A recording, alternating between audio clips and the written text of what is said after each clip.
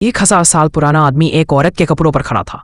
उसके पास खड़े एक आदमी ने सोचा कि एक जवान लड़का बदतमीजी कर रहा है, तो उसने उसे धक्का दे दिया। लेकिन ऐसा करने से गलती से उस औरत के कपड़े उतर गए।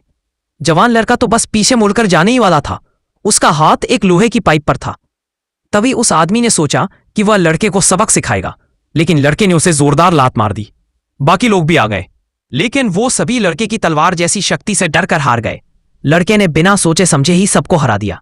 जब वह लड़का घर लौटा तो उसने देखा कि उसकी गर्दन पर एक अजीब सा सुअर के बाल जैसा धागा चिपका हुआ था। उसने उसे घाव से खींचकर निकाला तो देखा कि उस धागे का दूसरा सिरा एक मकड़ी से जुड़ा था, लेकिन अब वह मकड़ी मरी हुई थी, जैसे कोई सूखी हुई मछली हो। अब उस लड़के की इंद्रियां। जवान लड़का जल्दी से कंप्यूटर खोलता है ताकि वह किसी समस्या की वजह जान सके, लेकिन वह कुछ समझ नहीं पाता और केस डिवाइस उसके हाथ में ही अटका रहता है। फिर वह स्कूल पहुंचता है और देखता है कि स्कूल का दबंग एक लड़की को परेशान कर रहा है। वह तुरंत हीरो बनकर लड़की को बचाने आ जाता है। सारा मंजर स्कूल के दबंग के लिए किसी फिल्मी ड्रामे जैसा लगता है। इसके बाद लड़का बास्केटबॉल के 3 पॉइंट लाइन से कूदता है और इतनी ताकत से डंक करना यानी बास्केट में जोर से बॉल डालना करता है कि स्टील की प्लेट ही टूट जाती है। उसकी ताकत से आई तेज रफ्तार का एहसास उसे बहुत अच्छा लगता है और वह इस एहसास से प्यार करने लगता है। फिर वह हाईटेक तकनीक का इस्तेमाल करके एक खास तरह का कृत्रिम सुअर का रेशा पिग सिल्क बनाता है। एक छोटा सा बॉल सैकड़ों मीटर लंबा यह रेशा अपने अंदर स्टोर कर सकता है और इसकी ताकत स्टील की रस्सी से भी ज्यादा होती है। जैसे ही वह यह रेशा बनाता है, वह खुद को रोक नहीं पाता और जल्दी से छत पर जाता है।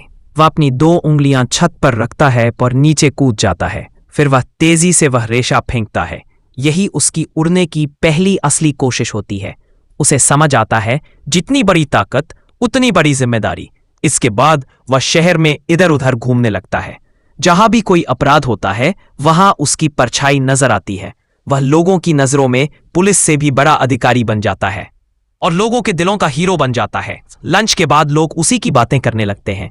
फिर वह खिलाड़ी की स्पोर्ट्स ड्रेस से अपने लिए एक खास लड़ाई वाला सूट बनाता है और रेड स्पाइडर जन्म लेता है। एक दिन शहर की सड़कों पर एक डरावना पश्चिमी आदमी आ गया। वह अंधेरे में छुपा हुआ था। तभी पुलिस ने बारिश के बीच उस पर गोली चला दी और वह आदमी तुरंत जमीन पर गिर गया। पुलिस यह देखने दौड़ा कि वह मरा या नहीं, लेकिन उसने देखा कि उस आदमी के शरीर का जख्म बहुत जल्दी भरने लगा। पुलिस ने जैसे ही थोड़ा चैन की सांस ली, वह पश्चिमी आदमी अचानक उठ गया और हरे जहरीले धुएं को फेंकने लगा। फिर उस जहर से पुलिस का चेहरा भर गया और उसे सांस लेने में मुश्किल होने लगी। धीरे धीरे सभी लोग भी पश्चिमी आदमी जैसे बनते जा रहे थे। असल में एक दिन पहले ही कुछ पश्चिमी लोग स्कूल में गटर के रास्ते घुस आए थे। जब स्कूल के बच्चों ने उन्हें देखा तो सब डरकर इधर उधर भागने लगे।